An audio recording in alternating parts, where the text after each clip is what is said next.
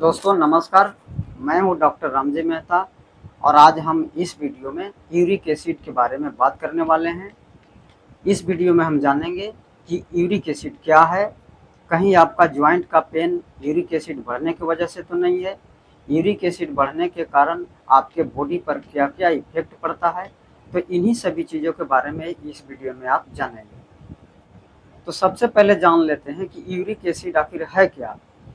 Uric acid purine से बनने वाला हमारे बॉडी का एक वेस्ट प्रोडक्ट है, जो पूरे बॉडी का मेटाबॉलिज्म प्रोसेस पूरा होने के बाद अंत में यूरिक एसिड बनता है, जो किडनी के द्वारा बाहर निकाल दिया जाता है। अगर आपका किडनी फंक्शन ठीक नहीं है और आपका बॉडी का यूरिक एसिड बाहर वो ठीक ढंग से नहीं निकाल पा रहा है, तो आपके बॉडी के अंदर यूरिक एसिड की मात्रा बढ़ने लगती है। या यदि आपके बॉडी के अंदर यूरिक एसिड की मात्रा ज़्यादा बन रही है और आपका किडनी उसे पूरी तरह से बाहर नहीं निकाल पा रही है, तो उस स्थिति में आपके बॉडी में यूरिक एसिड की मात्रा बढ़ने लगती है। नॉर्मली यूरिक एसिड का लेवल फीमेल में 3 से 6 मिलीग्राम पर डेसीलीटर होता है और पुरुष में 3 से 7 मिलीग्राम पर डेसीलीटर होता है। ये नॉर्मल वैल्यू है, लेकिन जैसे ही मिड लाइन से ज़्यादा बढ़ने लगता है तो आपको जॉइंट में दर्द होना शुरू हो जाता है। तो अब जानते हैं कि यूरिक एसिड की मात्रा बॉडी में बढ़ने से आपके बॉडी में क्या क्या तकलीफ़ें होती है। यूरिक एसिड आपके बॉडी में जब बढ़ता है तो यह अलग अलग जोड़ों में, अलग अलग तरह के जोड़ों में जा कर के जमा होना शुरू हो जाता है और एक क्रिस्टल के रूप में जमा होने लगता है। खास करके आपको पैर के अंगूठे में और हाथ की अंगुलियों में सबसे पहले जमा होता है। यूरिक एसिड सबसे छोटे जॉइंट में पहले जमा होता है क्रिस्टल के रूप में, और उसके अंदर रेडनेस आ जाती है, उसमें स्वेलिंग हो जाती है और उसमें काफ़ी पेन होता है। और इसका पेन जो है रात्रि में ज़्यादा बढ़ जाता है और ख़ास करके जब सुबह में आप उठेंगे तो मूवमेंट करने में काफ़ी पेन होता है, और जब धीरे धीरे आप जब चलने शुरू कर देते हैं तो फिर दर्द कम हो जाता है। इसके अलावा यूरिक एसिड आपके किडनी में जमा हो सकता है, और जब किडनी में जमा होगा तो आपको किडनी के अंदर यूरिक एसिड का स्टोन बन सकता है, जो आगे चल कर के आपको किडनी को ख़राब कर सकता है। इसके अलावा यूरिक एसिड बॉडी के और भी कई पार्ट्स में जमा हो सकता है। अब सवाल आता है कि क्या हर जॉइंट पेन यूरिक एसिड के बढ़ने से है क्या, या आपको हर जॉइंट पेन के लिए यूरिक एसिड की दवाई खानी चाहिए। कभी कभी बॉडी पेन होता है और आपका यूरिक एसिड थोड़ा बढ़ा हुआ रहता है, तो यह यूरिक एसिड बढ़ने की वजह से नहीं होता है। जैसे कि मैंने पहले ही बताया कि यूरिक एसिड जब आपके बॉडी में बढ़ता है तो वो सबसे पहले आपके पैर के अंगूठे में या हाथ के उंगलियों में जाकर के जमा होता है क्रिस्टल के रूप में, और वहाँ रेडनेस होती है और वहाँ सूजन बनती है और काफ़ी दर्द होता है। तो यह जो है आपको हाथ की उंगलियों में या पैर के अंगूठे में जमा होता है।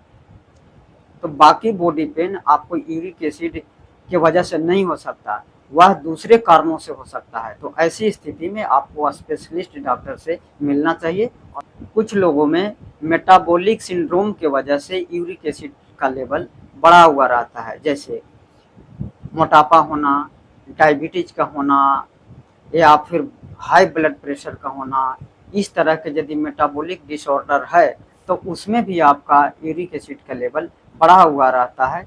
तो ऐसी स्थिति में आप यदि मोटापा को आप कम करते हैं, ब्लड प्रेशर को कंट्रोल करते हैं और डायबिटीज़ को यदि आप कंट्रोल रखेंगे, तो आपका यूरिक एसिड का लेवल अपने आप ही कम हो जाता है और इसमें यूरिक एसिड की दवाई अलग से लेने की ज़रूरत नहीं पड़ती है। खाने में इसमें ज़्यादा परहेज करने की ज़रूरत नहीं पड़ती है। जो शाकाहारी लोग हैं वो सभी चीज़ें खा सकते हैं। नेचुरल प्रोटीन्स का जो सोर्स है, जैसे दालें हैं, बीन्स है या मटर है, इस तरह की जो भी चीज़ें प्रोटीन की चीज़ें हैं उसे आप अच्छी तरह से खा सकते हैं। अगर आप नॉनवेज हैं और नॉनवेज खाना खाते हैं तो आपको मीट, मछली, अंडा, इस तरह की चीज़ों को कम से कम खाना चाहिए। साथ ही साथ यदि आप एल्कोहल लेते हैं या कोल्ड ड्रिंक्स लेते हैं तो इसको आप बिल्कुल अवॉइड करिए, क्योंकि कोल्ड ड्रिंक और एल्कोहल में सबसे ज़्यादा प्यूरिन होता है और प्यूरिन से ही यूरिक एसिड बनता है। तो आपको एल्कोहल को बंद कर देना चाहिए। इसके अलावा प्यूरिन हरे पत्तेदार सब्जियां जैसे पालक है, पत्ता गोभी है, फूल गोभी है, इन सब चीज़ों में प्यूरिन ज़्यादा होता है। तो जिसमें प्यूरिन हो उन चीज़ों को आप कम से कम खाएं।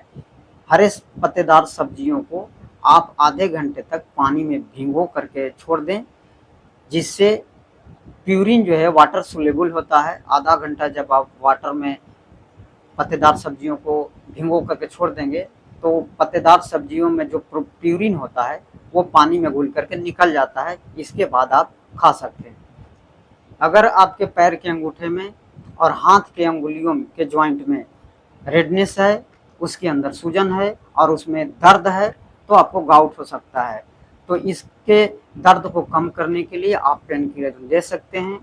इसमें इंडोकैप की गोलियां 1 गोली रोज ले सकते हैं, इससे आपको दर्द में राहत मिलेगी। साथ में यूरिक एसिड के लेवल को कम करने के लिए आप फेबोक्सोस्टेट की गोली डॉक्टर की सलाह से आप ले सकते हैं।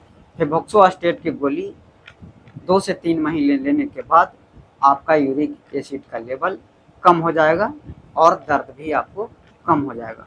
दोस्तों, आज हमने इस वीडियो में जाना कि यूरिक एसिड क्या है, यूरिक एसिड बढ़ने से आपके बॉडी में क्या क्या प्रॉब्लम्स हो सकते हैं। हर एक बॉडी पेन यूरिक एसिड बढ़ने की वजह से नहीं होता है। यदि आपका यूरिक एसिड का लेवल थोड़ा सा बढ़ा हुआ है तो इससे घबराने की ज़रूरत नहीं है। इसमें हर बॉडी पेन में यूरिक एसिड की दवा लेने की ज़रूरत नहीं पड़ती है। और इसके संबंध में यदि और आपके मन में कोई सवाल हो तो आप कमेंट बॉक्स में जाकर के हमें लिख सकते हैं। नमस्कार।